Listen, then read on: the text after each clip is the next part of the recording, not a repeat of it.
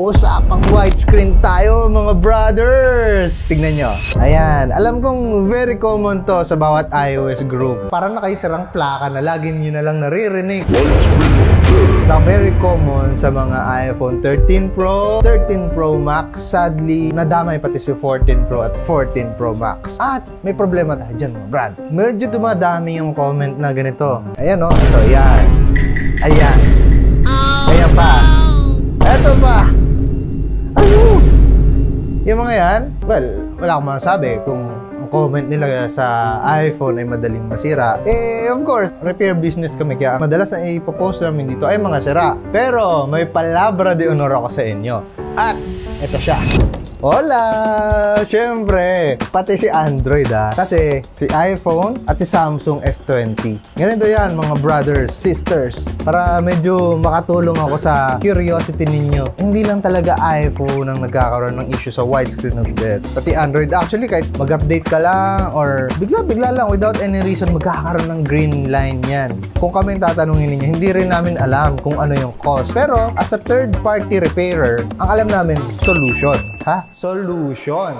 Tulad nito, very technical, pero I hope maintindihan ninyo. Eto, tignan nyo tong screen. Yan, kita nyo yan, yung mga basag-basag line na yan. Yan, tutuwid natin, tignan nyo. Yan, ito siya, ito yung LCD na yan. May mga basag-basag na connection dun sa paa niya. Isa sa mga nakolekta naming resources at data kung paano na-experience ng mga users ang widescreen of death. Unang-una, during update. Yan yung very common. Yung iba naman, natulog lang. Paggising, widescreen na. Yung iba naman, nag-charge lang daw. After nila balikan, nag-widescreen na. Ang mga marirecommend namin sa inyo, kapag naranasan yung, minsan meron yung pangitain na, minsan lang, kung napapansin niyo na yung phone ninyo, makikita nyo na parang pumuputla, namumutla yung color ninyo, agapan nyo na. Ang the best dyan, ipa-warranty ninyo sa kung saan ninyo binili yung phone. Kung covered kayo ng Apple Care warranty, so much better kung madala ninyo sa mga authorized service center. Bakit authorized? Kasi unang-una, makakatipid ka. Wala kang kailangang gastusin. Ang kailangan mo lang ay panahon kasi iiwan mo yung phone sa kanila. Pangalawa,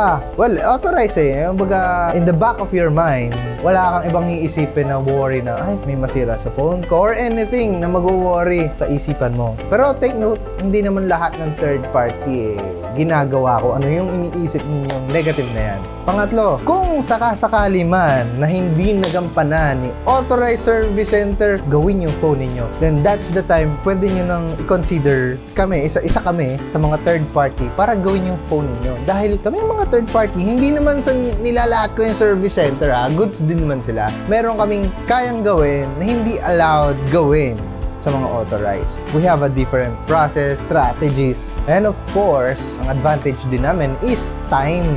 Kaya din namin gawin yon, which is faster kung i-compared sa kanila. And kung minsan nga, on the spot pa Pangapat, syempre, ang pinakagusto ninyo, mas mura kami compared sa kanila. At syempre, ang panglima, ang pinaka-importante, mas maraming pogi sa mga third-party repairers.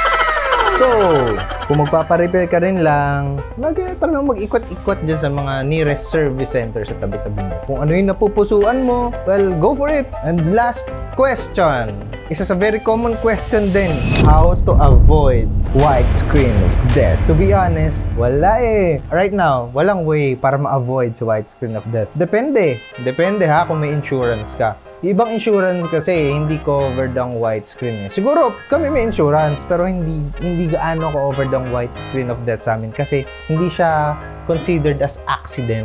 Pero maybe there are some company na nag-accept ng ganyang issues. So better check their contracts. Second is wala ka talagang magagawa. Hindi mo matatakasan si widescreen of death. Parang final destination yung peg. Hindi mo talaga matatakasan yan. Kung talagang oras na ng cellphone mo, ganun lang yun. Well, I hope marinig ni Apple to. I hope masolusyonan ni Apple ito. Hindi lang kay Apple, idamay mo na si Samsung at yung iba pang Android company. Siguro sakit talaga ng mga OLED quality display ito.